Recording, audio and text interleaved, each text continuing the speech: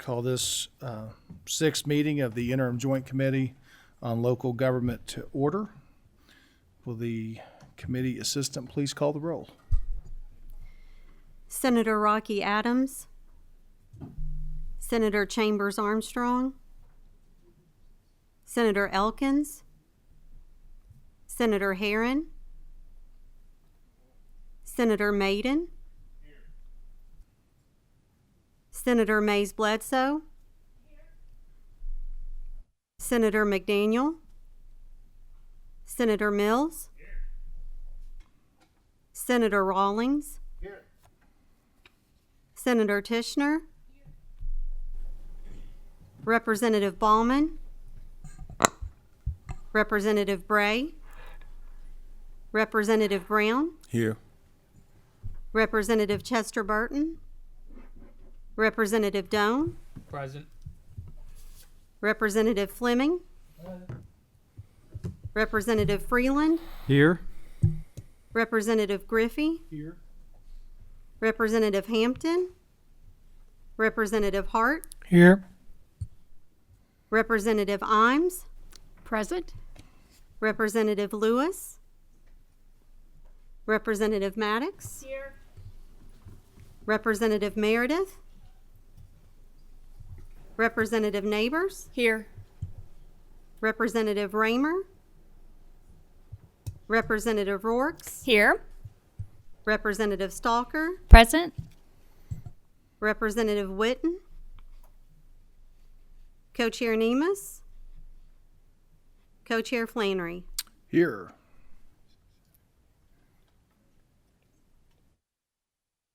Okay, it appears we do have a quorum, so we are constituted to do business. We need to approve the minutes from the October 21st meeting.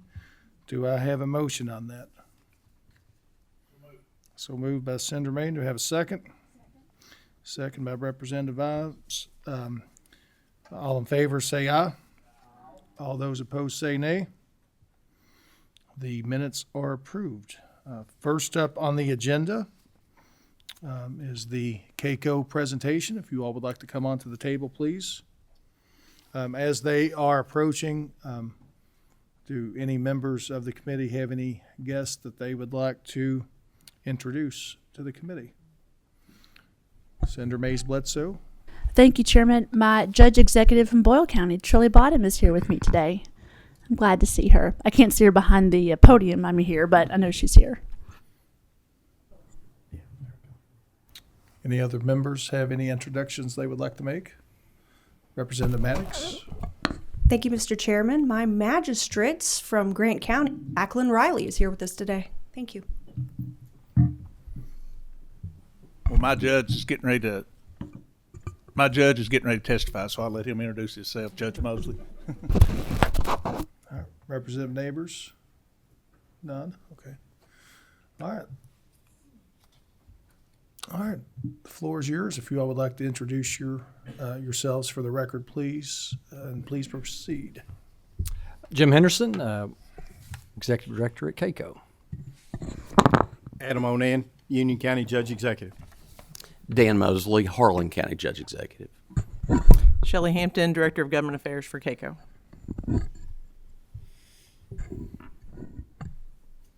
Ready for us? All right. So thank you all for letting us come over today, and we will be as brief as possible. I really appreciate particularly members of the House caucus that met earlier in the week. I know you've had a long week, and 3 o'clock on Thursday's not always the easiest time to be here either for some of you. So thank you all so much, and appreciate Chairman Flannery for allowing us to come back. You've got a couple of passionate county leaders here and a passionate CAECO lead person in Shelley Hampton here who will do most of the testimony. But just to kind of set things up, in September, Chairman Flannery invited some county officials here to talk about the financial constraints that counties are facing relative to jails, and we really appreciate that opportunity. It really kind of set up today's testimony perfectly, because our CAECO board has spent the greater part of the last year talking about the legislative priority that we would focus on this session, and we decided early in the year, Judge Mosley, to lead our board to really just focus on this one topic coming into this session. We don't really have any other priority that we're going to be talking about. This will be the issue that you'll hear county officials talk about frequently throughout the remaining months of this year and going into the session. For counties, jails have really become, I was telling somebody outside earlier, much like the way the pension crisis may have felt for the legislature a few years ago. It really is reaching that kind of crisis level where it is the thing that is pulling everything counties have in resources to. And so to call it a crisis really isn't an overstatement. And in September, you heard from some county officials who testified about their individual plight. And I think about Judge Tall, who's here today, and we have a number of county officials in the room today. That's how important this issue is across the state. But Judge Tall is a first-term county judge who came into a county that's one of the more economically advantaged counties, Hardin County, Elizabethtown, that area, and started out 3 budgets ago, with a $2 million infusion into his jail fund from his general fund. This year, a budget of over $6 million. McCracken County's nearing $10 million. Warren County's at $4 million plus. These are counties that we look at as counties that are doing well. So imagine how this is impacting counties across the state. And I wanted to update quickly a slide that we had in September that showed the trend up through the last fiscal year. We didn't have all the financials for fiscal year ending June 30 of 2025, but you can see on that slide that since 2019, the amount of general fund contributions that counties are making into their jail fund have increased by 76% just in 6 budget cycles. So again, to call this a crisis is really not an overstatement. So, but we told you today, we just setting the stage. We're not going to relitigate the problem. Many of you have been very sympathetic and understand this situation. The stage has been set for us to really talk about solutions, and that's what we're focused on going into this session. Again, our board of directors spent over the summer and fall months developing a pretty comprehensive approach, a 3-pronged approach to how to go forward. And we call it Reshaping the Shared Responsibility of County Jails in Kentucky. And primarily 3 things. We're focusing on incentivizing regional jails. We understand that has to be a part of the conversation going forward.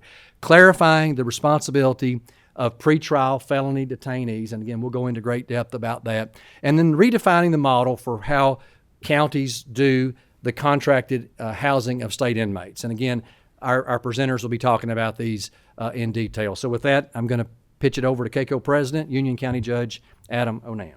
Thanks, Jim. The first provision of our proposals, as you see on the slide, is incentivizing our regional jails. For several years, regionalization has been a recurring topic whenever we have been here to discuss jails, and our board has actually embraced the idea and suggested some practical ways that we can help counties join together to establish jails where it makes sense for those counties working together. Today, Kentucky has 70 full-service jails and 3 life safety jails. 43 counties, including my own, Union County, do not operate a jail, yet we remain responsible for the care and housing of individuals that are arrested within our community. To meet this requirement, we have contracted with Webster County, our neighboring county. Webster County houses all of our inmates now, and not only does this work well for Union County, it's a lifesaver for Webster County to put money into their fund as well. By closing our jail, just for an example, when we went through the process of trying to decide, we knew it would be a tremendous savings when we closed our jail. Our first year, we saved $700,000 by closing our jail and taking them to Webster County. There are currently only 4 regional jails in the state, but we know that there are clusters of counties that are interested in moving towards a regional model. Now, regionalization may not work everywhere, but in areas where it is feasible, we believe some targeted small incentives and statutory adjustments would make this option a far more attainable goal. One of the most significant barriers we hear from counties considering a regional jail is a construction cost that goes into that. Building a jail today, as you all would imagine, are extremely expensive, and many counties, whether individually or even as a group, simply lack the bonding capacity to take on a project of that scale. Another example from my home county, when we were throwing around the ideas of what we were going to do, in order to build a new jail, it was going to cost between $14 and $16 million to build that facility. We had the bonding capacity for $16 million. And I thought it was foolish to tie up all of that bonding capacity in a jail when what happens if an economic development opportunity would come along, we would be tied. So we chose to close our jail. As an incentive, we propose that the state provide a one-time funding to assist with capital construction for new regional jails, as well as expansion or renovations that would be undertaken by a regional jail authority. We also recommend a statutory change to allow counties participating in a regional jail authority to convert their former county jail into a 96-hour holdover. Holdover facilities are already defined in statute, but administrative regulations are needed to make this option a more viable option for counties. These facilities would help reduce transportation costs and give individuals who can make bail or who may be released an opportunity to do so before being transported to a regional jail in another county and then being on the county's dime. We are also proposing a change to the makeup of a regional jail authority. Current law specifies that only the jailer from the county where the regional jail is located automatically serves on the board. We recommend allowing each participating county jailer to serve, and this would provide a more first-hand experience on the board to help run that board better. Two final incentives our members support include increasing the current closed county jail supplement and providing a one-time payment to counties that move forward with a regional plan. The state currently provides an annual $20,000 supplement to closed county jails, which was established in 2006 but has never been increased. Counties appreciate that support. Union County appreciates that support, but costs continue to rise for us, even for our closed county jails. In Union County, for example, we spend just a little shy of $1 million from our general fund on jail costs, and that's with a closed jail. Increasing this supplement would help counties with rising costs and also make it more feasible for counties considering closure to take that step. And I'm telling you, it's a big step to close the county jail. We also propose a one-time incentive payment for counties that close their jail and join a regional facility. There is legislative precedent for this type of support in other regional service models in Kentucky. This payment would help offset the transition costs associated with closing a jail and establishing a regional authority, including paying off remaining debt service, feasibility studies, engineering work, and transportation needs as well. To be clear, we do not expect a huge sudden wave of counties pursuing regionalization. This approach takes time, effort, and collaboration, and it may not be the right solution for every community. However, our members believe these incentives and statutory updates would make regionalization a much more achievable option. With that, I'll turn it over to Judge Mosley for the second key component in our proposal. Thank you, Judge Onan. Running the county jail is part of who we are. It's a core responsibility of county governments. Counties are responsible for providing for the incarceration of individuals arrested within their counties. As political subdivisions of the state, we also have a unique partnership with you all in this work. Many components of the state's criminal justice system overlap and intersect at the county level. Our second area of focus today seeks to clarify the responsibility for pretrial felony detainees. These are individuals who are housed in county jails and are awaiting trial on felony charges. They represent the largest portion of what is commonly referred to as the county inmate population. Today in Harlan County, we have 81 pretrial felony detainees out of 98 total county inmates. When a person is arrested on a felony charge and that they cannot post bail, they remain in the county jail until trial. By day 61, most pretrial felony detainees will have been indicted. However, reaching an actual trial date or negotiating a plea can take months or even years.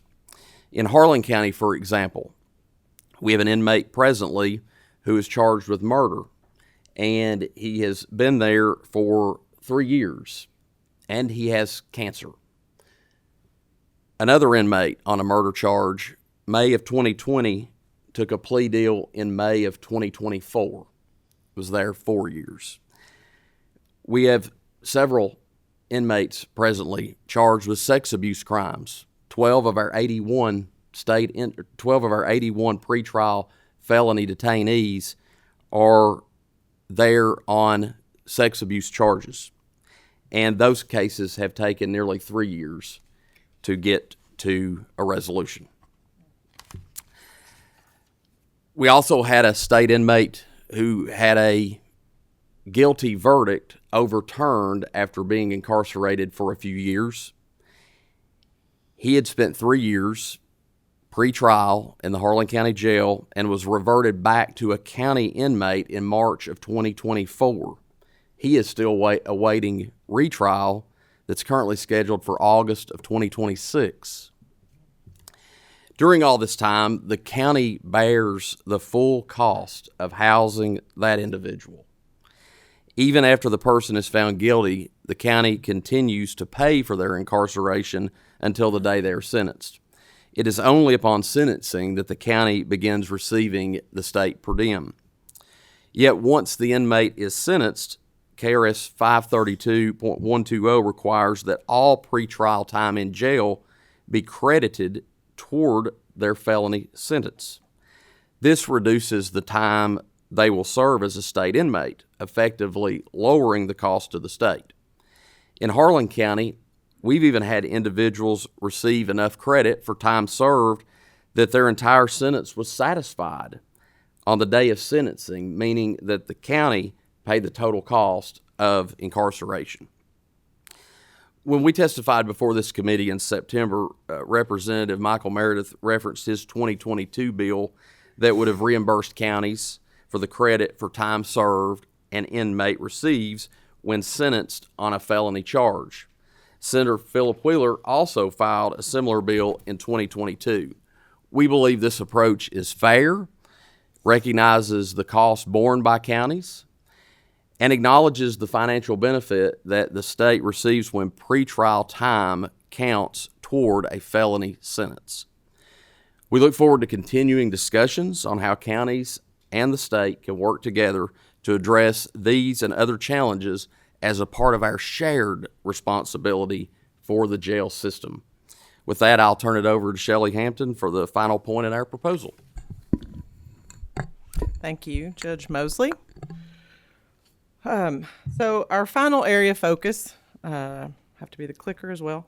We are wanting to redefine that state inmate housing model as it pertains to jails, obviously. As you'll see on this next slide, so in FY25, county jails has housed an average of about 7,120 state inmates on behalf of the state. There's a KRS that requires most Class D felony inmates and some Class C felony inmates, to serve their sentence in a county jail. County jails also house state inmates awaiting classification, which means they're waiting to find out their housing status or their programs that they need. So they're waiting at the jail for that classification by DOC. We also house parole violators and alternative sentencing participants. And so you can see there's the numbers for the jail population for FY25. So currently counties receive a per diem of $35.34, and we appreciate that. You just raised that from $31.34 3 years ago, and that was sorely needed, and that had not been done in 8 years prior to that. So thank you so much for that. But by comparison, the average daily cost to operate Kentucky jails in FY25 was actually $63.44 per inmate. As those expenses have risen, the gap between the state per diem and the actual cost has continued to widen.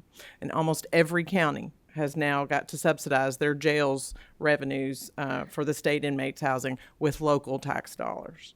And that funding gap has got to be addressed. At the same time, we recognize this is a state-county partnership, and that accountability on both sides, not just the state, but the county side as well, is essential to ensure that jails are supporting our shared goal of rehabilitation. We're not here today to ask for another increase in the per diem as we have done in the past. Instead, we're proposing a completely new model for how the state and the counties partner to house state inmates. We propose requiring the Department of Corrections to enter into contracts with each fiscal court or regional jail authority. These contracts would require the state to pay the actual cost of housing state inmates rather than a predetermined per diem amount. As part of that contract, jails would be required to provide programming in partnership with the state, such as substance abuse disorder treatment, cognitive behavioral programming like moral recognition therapy or MRT, reentry services, workforce training, and academic programming as well. Many county jails offer some of these programs, but many more would expand that programming if the funding was available. It is simply almost impossible for every jail to do that on their own. We also acknowledge here today that not all jails are equipped to house state inmates. If a jail cannot meet programming and service requirements, the state may choose not to contract with that facility. We believe this proposal overall creates a fair and transparent approach. Counties would receive adequate funding to house state inmates on behalf of the Commonwealth, and the state would have confidence that inmates are receiving the tools as well as the services they need to successfully return to their communities.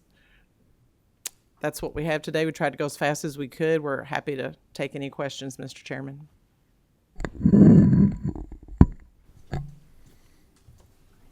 All right, I may have a couple more questions after this initial one, but I'm going to ask one and then give other members of the committee an opportunity to speak.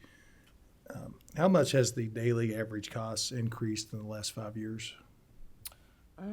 We talked about that in September. 1 second, I've got that with me, I think.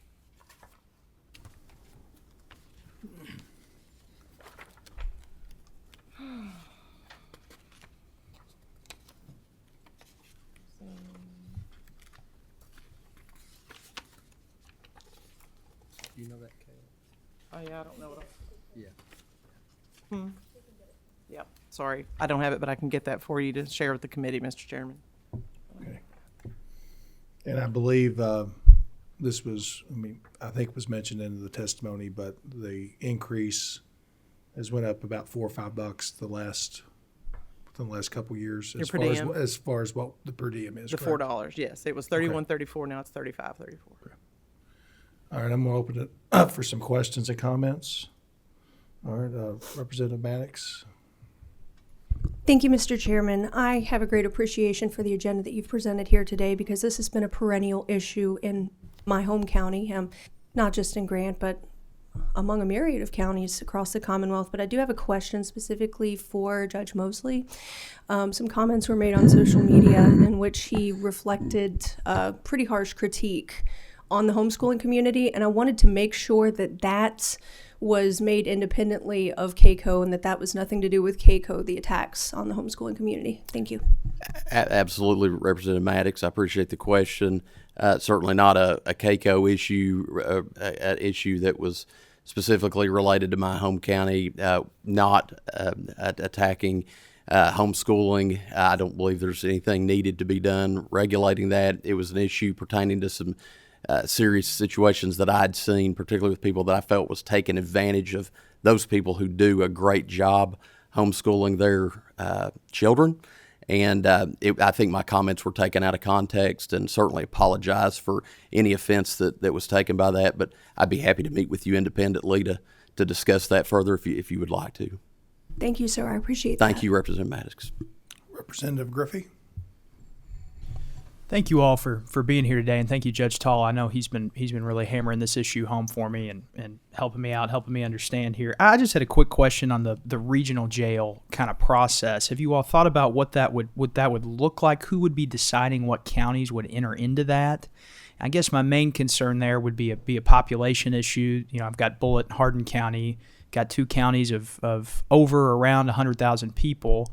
What that would look like if there would be a population cutoff, and kind of what your thoughts are on how that would look like in practice. Thank you.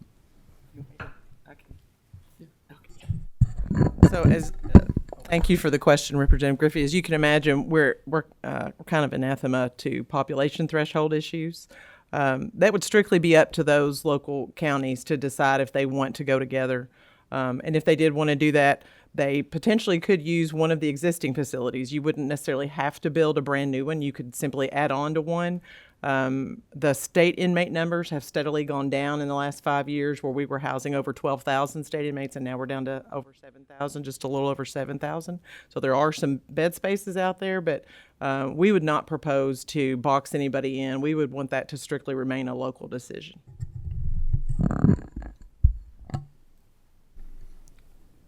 Senator Bledsoe. Thank you, Mr. Chairman, and thank you all so much for coming. I just had a couple points and then a question. Just for those who are watching or those in the room, the jail support graph that you showed from 2019 to 2025 on the increases excludes Fayette and Jefferson, which are pretty big contributors to this effort. At 100 million. That total. Thank you. I just wanted to highlight that since that's significant. And then second, I know we talked last time in September, we asked a little bit about what the fiscal impact was of the bills that Senator Marathon Wheeler had. Have you done any updates to what your cost estimate for the entire package might look like as we go into 26? So we are working on a bill draft that would include that provision, and then we hope to get a fiscal note on that. Okay. Yeah. I would be very interested. I appreciate you coming with solutions that you've already kind of come to at least a holistic approach to, and not just a help us, but hear what we think we need.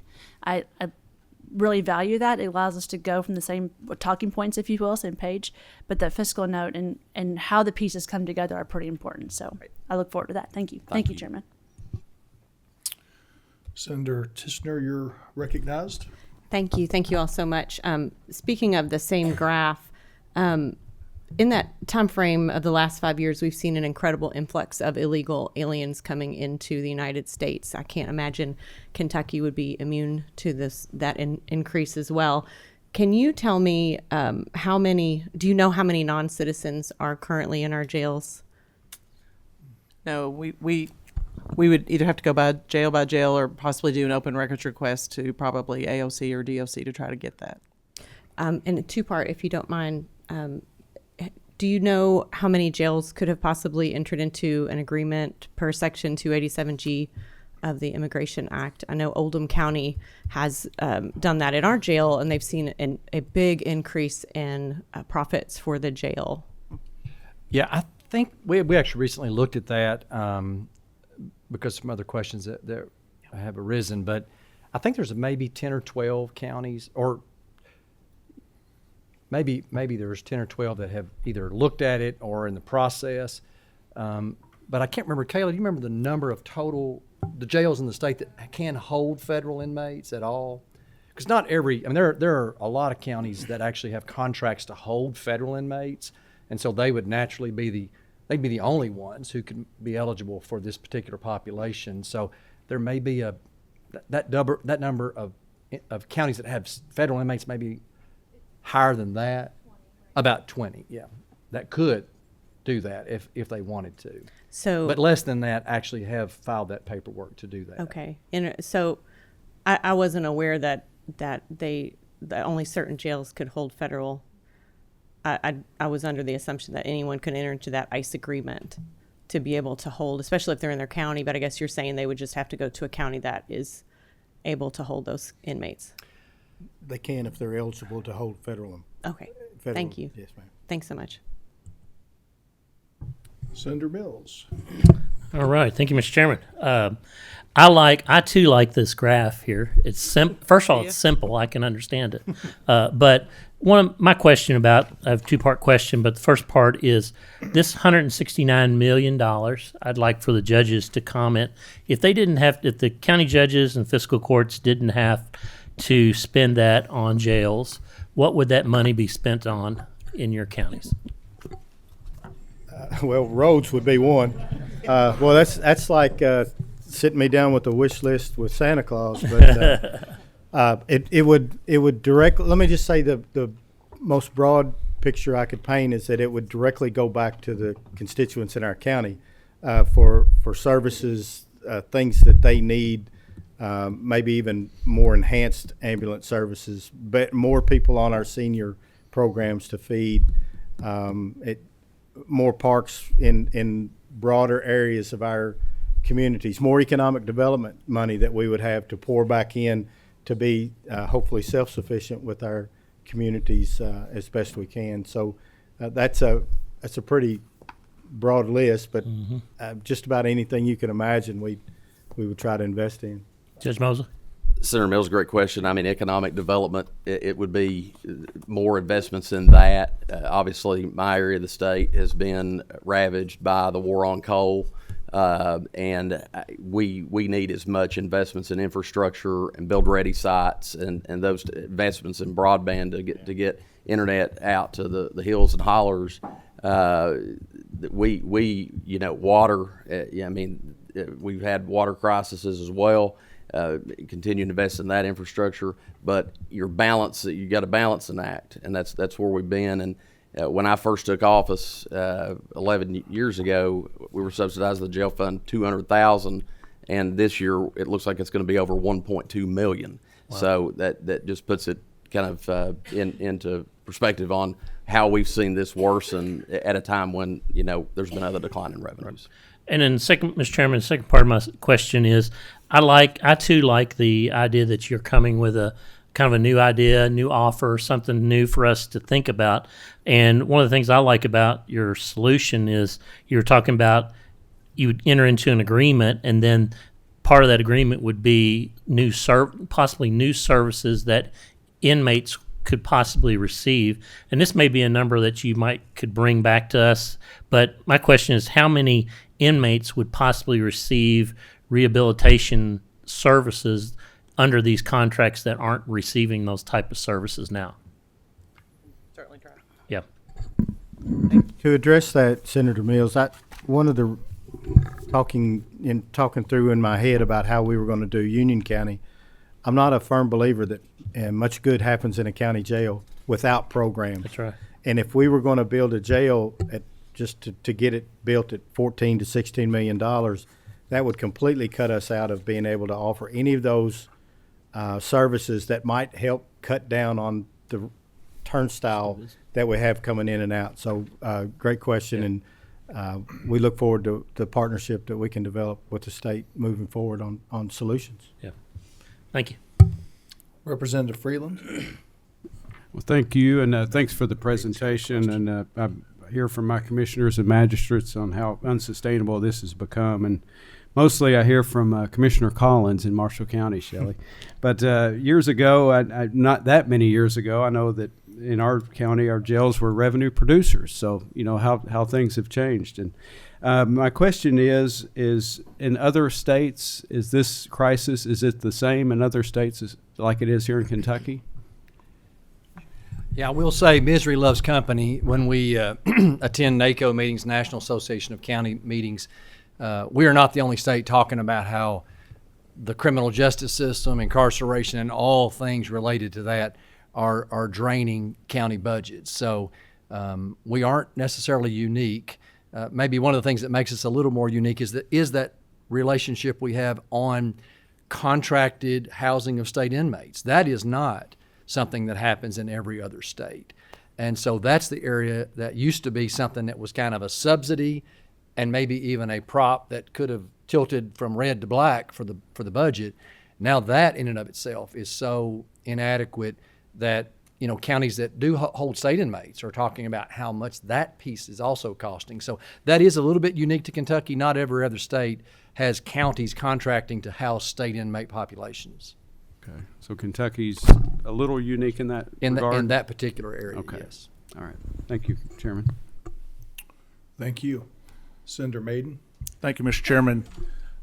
I guess my question would be, I look at that map and is that, I don't think we have any more inmates than we were having 4 or 5 years ago, and it's usually 80-85% related to drug. Is that still still what it is, and I just wonder why the cost. Is it because of the medical increasing, or what do you think why is the cost rising so fast, so quick there in just a couple years? It's inflation with medical, food, personnel costs, health insurance for personnel, maintenance, everything, as we have all seen in our own daily lives, has increased. And so really to say it's one thing or another would be inaccurate. It is a broad everything that relates to the incarcerating the individual has went up. And then particularly in the Harlan County case, pre-COVID, we had 166 state inmates. And today we have 82. Once the commutation of sentences occurred and people were released, those numbers have not built back up to where they were pre-pandemic. That's even scarier to know that you've got half as many as you had pre-COVID, but your costs are escalating, continue to escalate. Declining revenue and increased costs. That's scary. Very. Anyone else?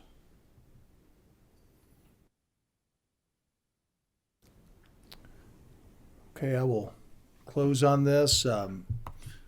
Obviously, this is a very important topic. I just think we need to be mindful that although it's an issue that we need to address, we probably wouldn't be here if there were really easy solutions on that on this topic. So I think we need to be mindful that this is not something that there's a real easy fix. I do believe there are some fresh ideas here that gives us something to work with. I think that's really, really good, and we will do our best.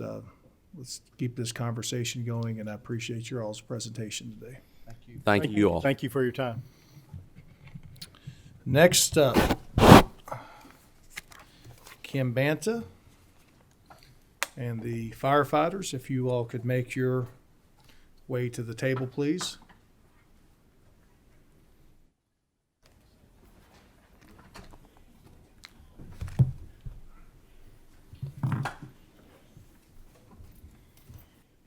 Chairman Flannery, I want to thank you very, very much for hearing us today. And my name is Kim Banta. I am the representative of the 63rd District in Kenton and Boone counties.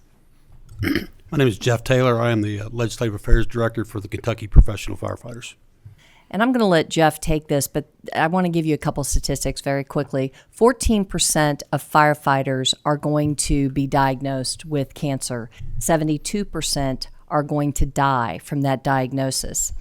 Sometimes I hate coming up here with these bills to expand the cancer diagnoses for firefighters because I'm really terrified that people will stop going into the profession. But what I'm hoping is by showing the support and the camaraderie and how much we care about them, that it will keep populations in the firefighting thing. With that, I'll let Jeff do it. Good afternoon, Chairman Flannery and members of the committee. I'll be very quick. Thank you for the opportunity to speak on behalf of the Kentucky Professional Firefighters and the thousands of professional firefighters who serve across the Commonwealth. My name is Jeff Taylor, and I am the Legislative Director for the KPFF, and I have proudly served as a firefighter for nearly 21 years. Today I'm here to talk about an unseen fire, one that's taking more of our brothers and sisters than collapsing roofs or flashovers ever have. Occupational cancer. Under current Kentucky law, certain cancers are recognized as presumptively caused by occupational exposure in the fire service. This includes cancers such as brain, bladder, colon, and non-Hodgkin's lymphoma. We appreciate the leadership that helped establish this protection. It was an important step forward. But as science has advanced, so too has our understanding of what truly kills firefighters. For generations, the public associated a firefighter's death with a tragic fireground event, a collapse, an explosion, a rescue gone wrong. But today, the numbers tell a different story. According to the International Association of Firefighters and the National Institute for Occupational Safety and Health, Over 65% of firefighters who die in the line of duty today die from occupational cancer. The IFF Fallen Firefighter Memorial now adds hundreds of names each year, and nearly 75% of those honored are cancer deaths, not traumatic incidents. Here in Kentucky, since 2002, we've lost more firefighters to occupational cancer than to fires, cardiac events, or other on-scene incidents combined. That means when a Kentucky firefighter raises their hand to take an oath, the most likely cause of their line of duty death is not fire, it's cancer. Why is this happening? Modern firefighting has changed. Fires today burn hotter, faster, and more toxic than ever before. Every time we enter a structure, we're exposed to carcinogenic gases and particulates released from synthetic materials, diesel exhaust in the apparatus bays, PFAS chemicals in our turnout gear and foams, chronic exposure to benzene, formaldehyde, dioxins, and heavy metals. Even with improved decontamination practices, the exposure risk is impossible to eliminate. It's built into the job. And the research is clear. These exposures are directly linked to cancers like prostate, pancreatic, thyroid, breast, esophageal, and multiple melanoma. Yet Kentucky's presumptive cancer laws does not currently recognize these. Every year, our IFF family gathers in Colorado Springs at the Fallen Firefighter Memorial. This year alone, 311 names were added to the wall, and more than 2/3 of them died from cancer. These were not retirees decades removed from the job. They were men and women in their 40s and 50s, still active in service, with families depending on them. I've stood beside the families of Kentucky firefighters who battled pancreatic cancer, thyroid cancer, and multiple melanoma, all diseases strongly linked to occupational exposure, only to learn those diagnoses weren't covered under state law. It's devastating to see a family fight not just cancer, but bureaucracy. The World Health Organization, International Agency for Research on Cancer, classified firefighting as a Group 1 carcinogenic occupation in 2022. That means there is conclusive evidence that firefighting causes cancer in humans. In response, states across the country, including Indiana, Ohio, Tennessee, have expanded their list of presumptively covered cancers. Kentucky should not lag behind while our members pay the price with their lives. Expanding presumptive cancer coverage will reflect modern science and medical evidence, provide fairness for those who risk their lives daily, ensure families receive the benefits they've earned. Cancer is now the #1 cause of line of duty death for firefighters. Kentucky's laws must catch up to that reality. We respectfully urge the committee to amend Kentucky's current presumptive cancer law to include prostate, pancreatic, thyroid, breast cancer, both for men and women, esophageal, multiple melanoma, and other cancers identified by ALARC, NIOSH, and occupationally linked to firefighting. When Kentucky is called for help, firefighters answer that call without hesitation, whether it's a house fire, a plane crash, or a chemical spill. We accept those risks knowingly, but we should not have to accept being forgotten when cancer strikes. If more than 2/3 of our line of duty deaths are now due to occupational cancer, then this is no longer an individual tragedy. It is a public policy failure waiting to be corrected. We're not asking for special treatment. We're asking for equal recognition of the risk we face and the sacrifices we make. We have provided the committee with an abundance of research and science that provide evidence as to our claims. It's a lot, so I don't expect everybody's going to absorb that. But I do want to add, and this is not on my list, I signed up for this job years ago, as many of my brothers and sisters have, and we do take tremendous risk, and they can't be eliminated. But if we should fall in the line of duty, our hope is that our families are taken care of, and that's just what this is a death benefit. It's not a presumptive medical coverage, it's a death benefit. So thank you for your time, your service to this Commonwealth, and your continued support of Kentucky firefighters. I'll be happy to answer any questions. Thank you very much. I believe this bill or a similar bill was filed by Representative Gordon in the 2025 session. Yes, sir. So that may be familiar with some members of this committee. Any questions or comments from members of the committee on this topic? Representative Rourke. Thank you, Chairman. Want to say thank you to Rep. Banta for bringing this forward. Thank you, Mr. Taylor, for coming to testify today. One of the things that I remember deeply from touring the district and talking to firefighters is that when they told me about the increased cancer risk for this line of duty work, I immediately was like, what can we do? And they looked at me and said, we know the risk. We love our job. We just need you to support us in making sure that we have coverage for our members. And of course, I think as more research comes out, if we can be proactive, that's something that we should definitely do. But from what I hear from firemen all across the state, especially in Louisville, is they just want to be seen and recognize that this is an issue that they face head on every day, and they do it anyway, knowing this risk. So I'm really appreciative of the testimony today and look forward to continuing to be supportive on this topic. Thank you. Any other questions or comments? Thank you all very Thank much you very for your much. presentation. Thank you. Okay. Next up is item number 5. The presenter will be on Zoom, so we will need to get this going.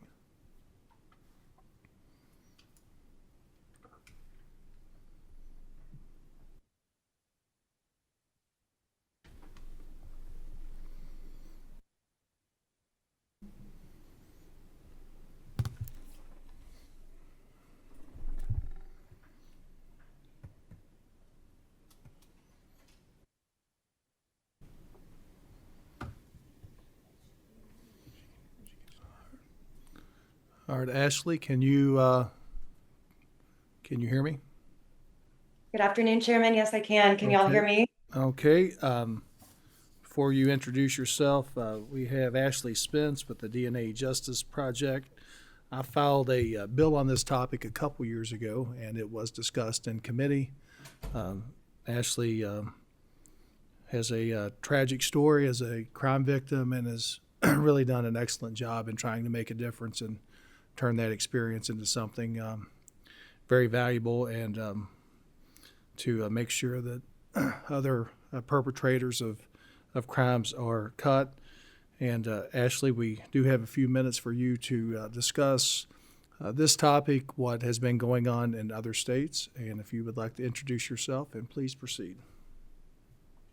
Thank you so much, Chairman Flannery and members of the committee. I am Ashley Spence, the founder of DNA Justice Project, and I am here today not just as a mother, but as a survivor. I was 19 years old, about to begin my sophomore year at Arizona State, and in the middle of the night, an intruder came into my apartment, into my bed, smothered my face with a pillow, and repeatedly raped, beat, and nearly killed me. I am very fortunate to survive, but he got away and I never saw his face. After he left, he said, "Do not tell anybody, because like I was watching you before, I will still be watching you and I will come back and kill you." But in spite of that, I worked day and night with detectives and there were no leads. So I dropped out of school. I moved to Newport Beach, California before relocating back to my home state of Texas. And it was here 7 years later that I received the shocking news. There was a DNA match in my case. And ironically, I moved to Newport Beach to escape this monster, but in reality, I moved to the very city that he lived. When he was apprehended, he was arrested for an unrelated offense just 1 block from where I lived all those years. He was trying to break into a home where 3 young women lived.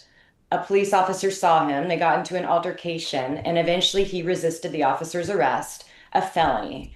And in California, they are one of 19 states that collects DNA for every single felony arrest. And this triggered a process that changed my life forever.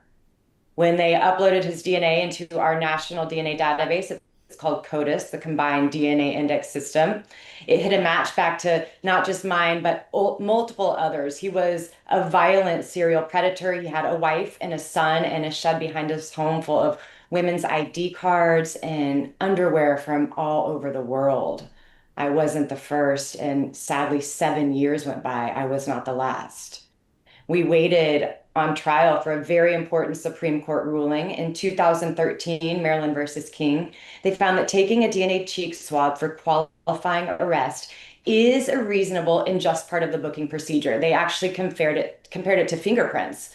So we went to trial, and he is now in prison through DNA and this collection law for nearly 138 years.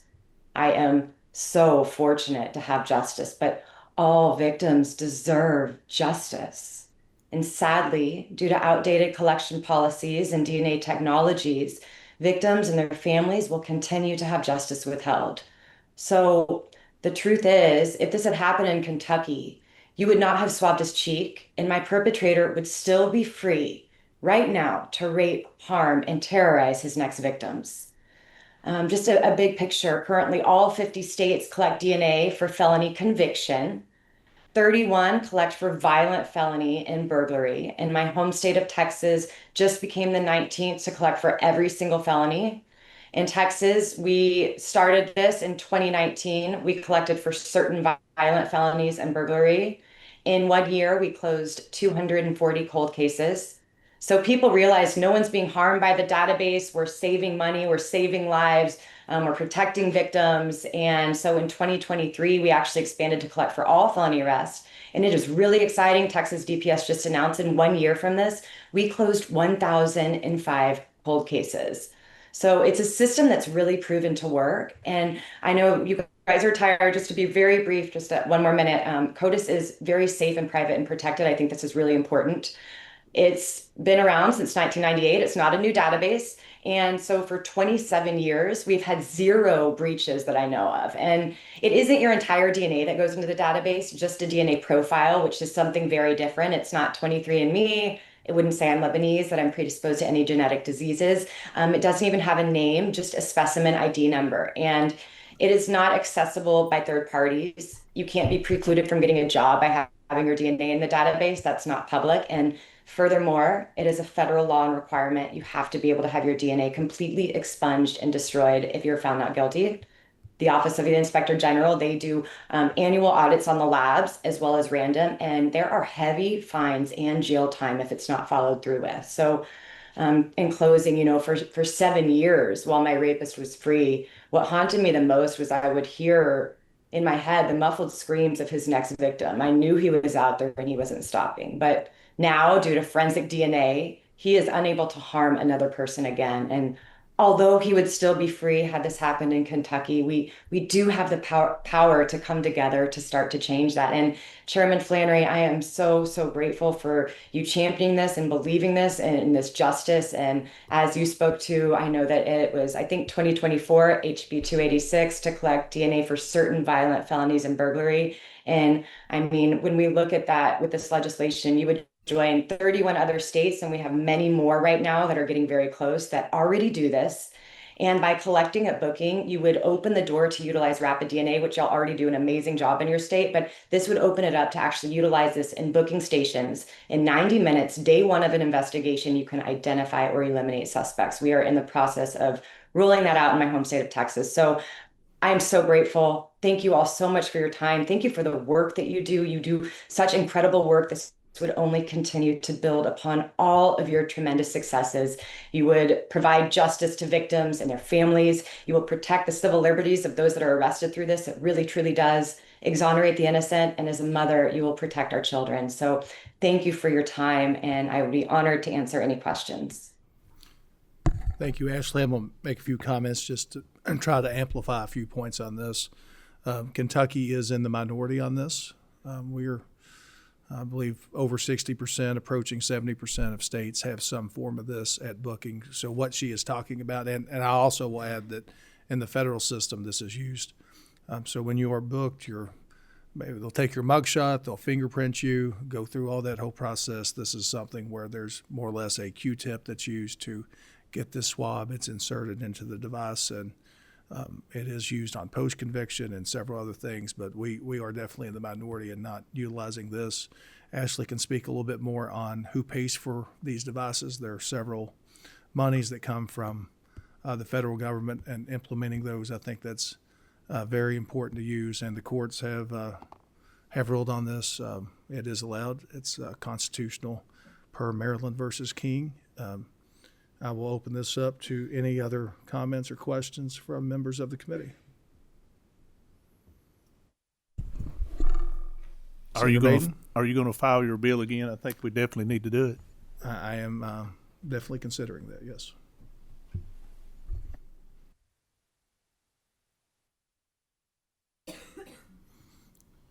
Ashley, everybody's ready to go home.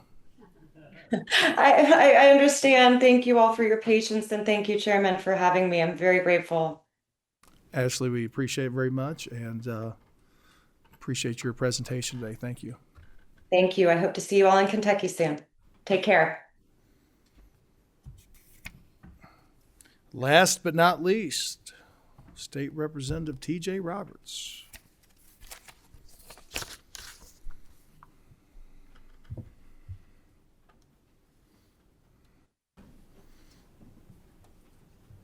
All right, before you get started, Representative Roberts, I discussed this with you earlier. Let's try to keep this as brief as possible. I know a lot of us are maybe ready to leave and go home. We've had, many of us had a very busy week, but I want to give you the opportunity to discuss this, and you are welcome to proceed.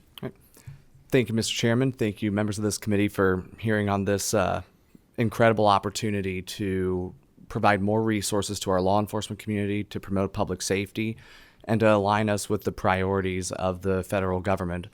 The 287G program has existed since 1996 as part of the Immigration and Nationality Act. This allows for local and state law enforcement entities to enter into three types of agreements. There is the jail enforcement model. This bill specifically addresses the task force model, however. There's also the warrant service model as well. The task force model does not change the day-to-day operations of law enforcement. Rather, what it does is it provides training, and it provides the ability for law enforcement officers to be deputized for limited immigration enforcement. This is not independent raids. This is if they pull someone over for, suppose, a DUI, they are called for any other type of case, that they are then able, upon reasonable suspicion, to investigate to whether or not the individuals involved are here legally. Right now, 10 counties have 287G task force model agreements in Kentucky, but we do not have that in the areas that we need it at. Currently as well, the training has been drastically made more accessible. It is a free training course. It is conducted online. The topics include what the actual models of immigration law are, what types of legal immigration there is. This helps prevent unlawful false arrests.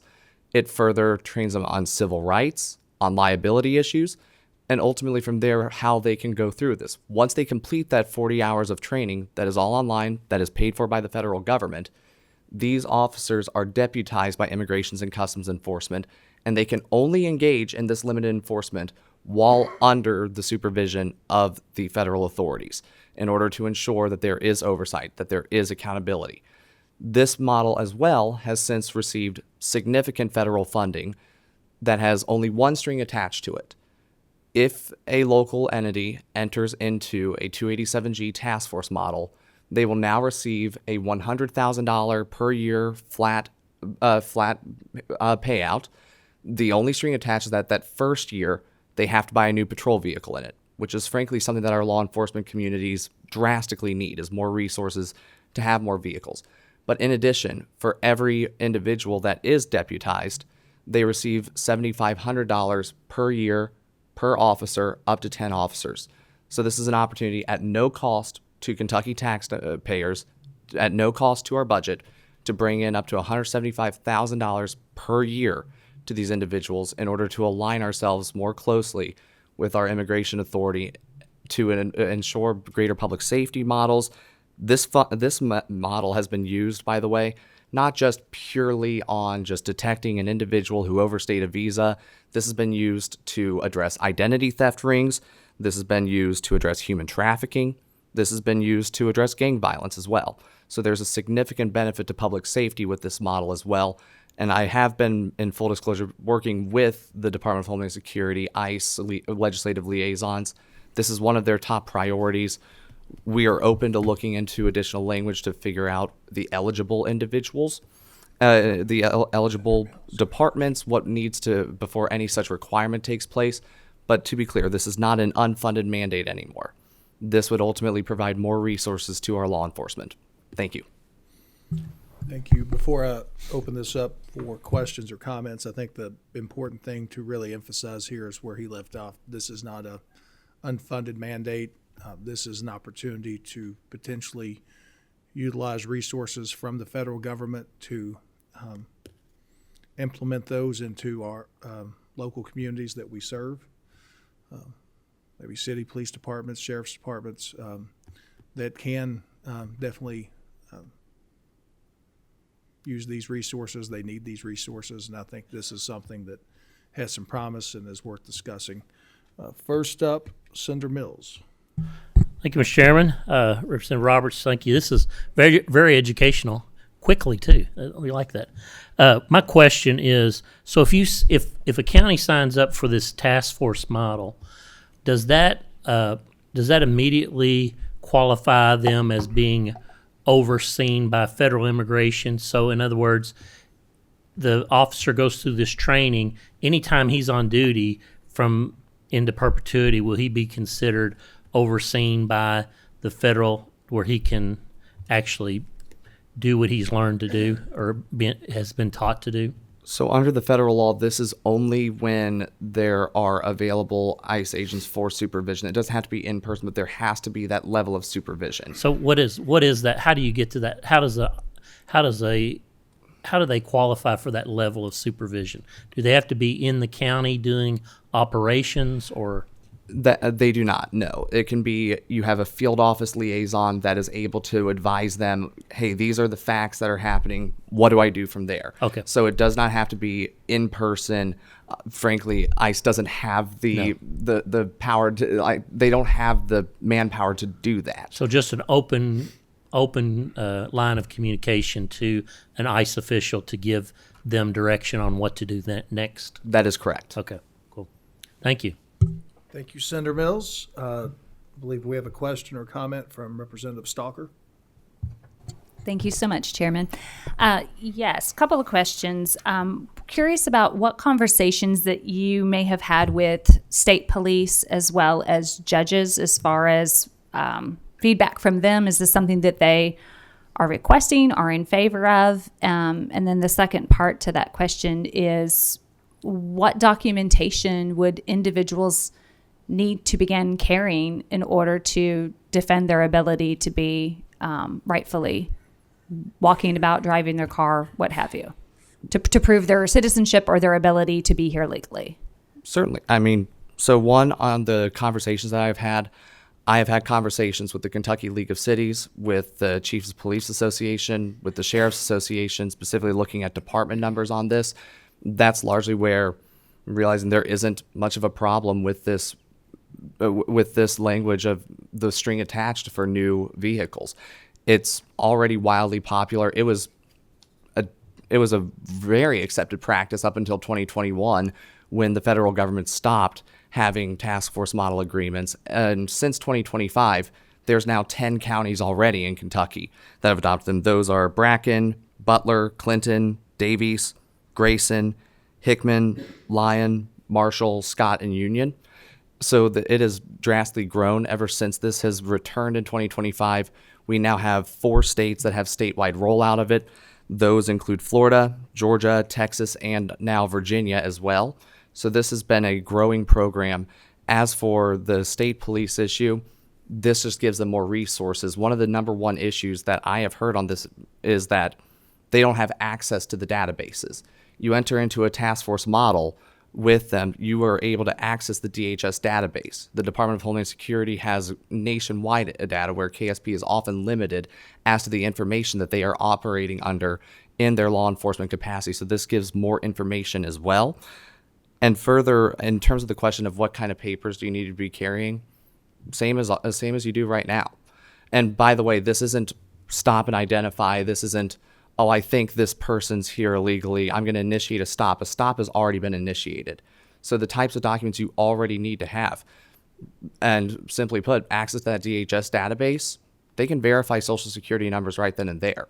They can do, there's that level of verification to ensure that someone is here legally, but a driver's license is sufficient, legal residence, just any of those types of matters, right? This is one of these issues where there has to already be reasonable suspicion that an independent crime has been committed. This isn't going to result in individuals just doing pure immigration controls. Chairman, may I follow up, please? You may. Thank you so much.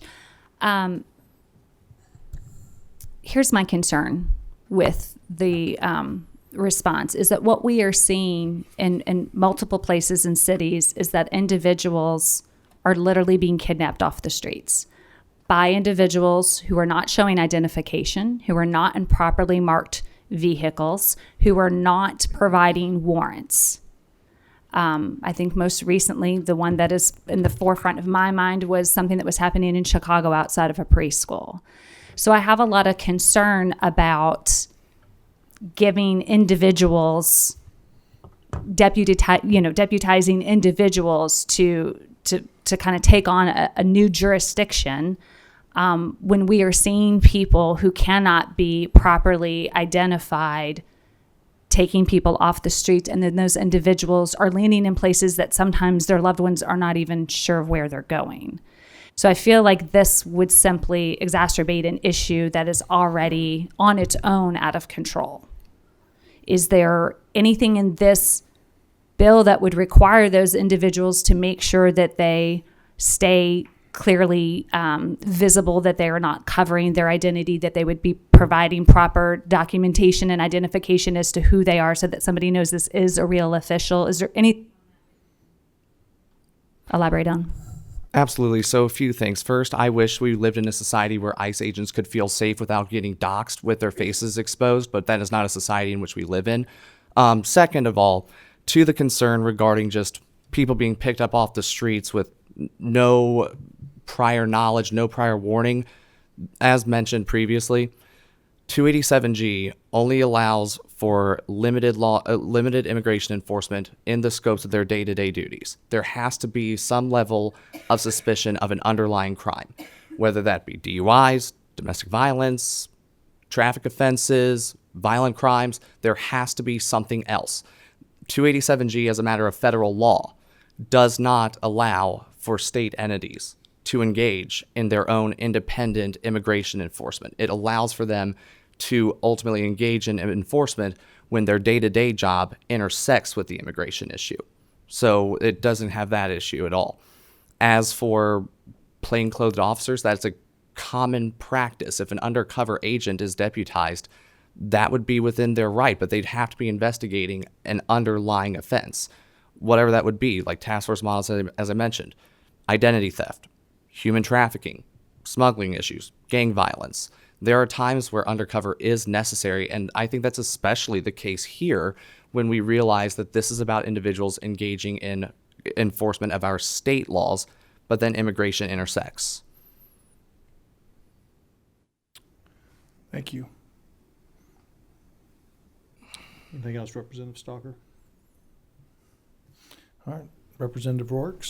Thank And you, Chair. Representative Brown, you'll be after her. Thank you, Chairman. So I heard it said, Representative Roberts, that more resources would be provided to law enforcement. Am I correct that they can already enter into these agreements without this legislation? They are permitted, yes, but right now with the areas that have it, we don't have these agreements in the areas that need it most. This is one of these issues where I frankly, as a legislature, have the ability to make these requirements. It's been done in, as I mentioned, 4 other states. It's being considered in others. I think it's well within our purview to make such a requirement.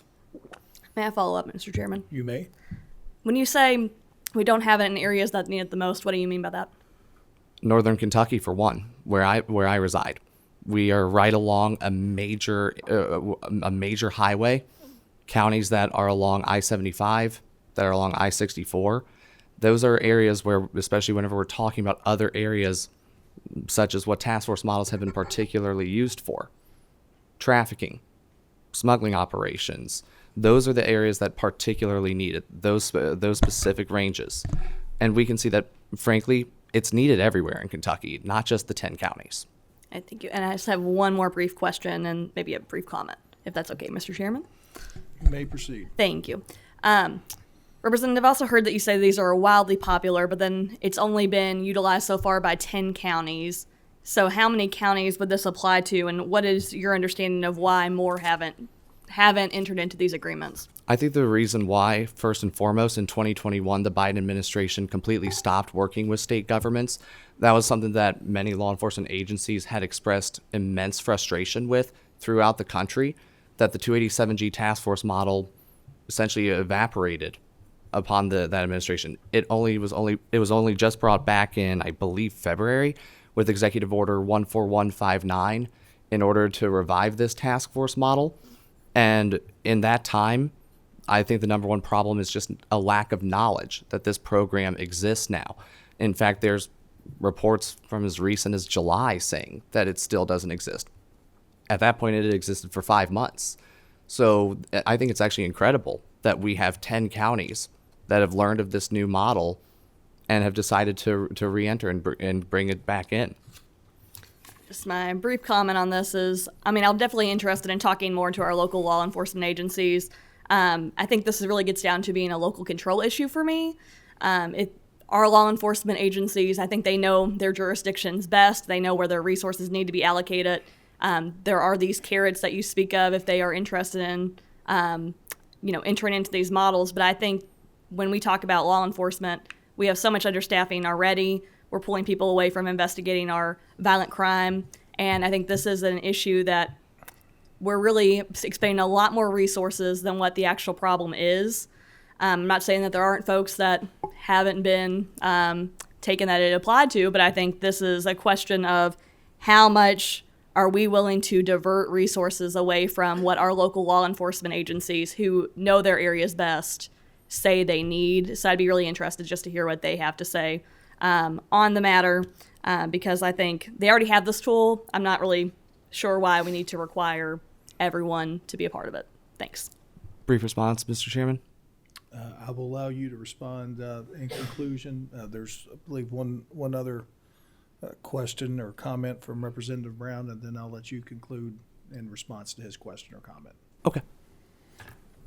Thank you, Mr. Chairman. As I look at this document, it says that it's a budget request for 26. Is that correct? This is a separate bill. I don't know how you can separate that, Mr. Chairman, just a clarification from the chair. I'm not sure what you're referring to. This document.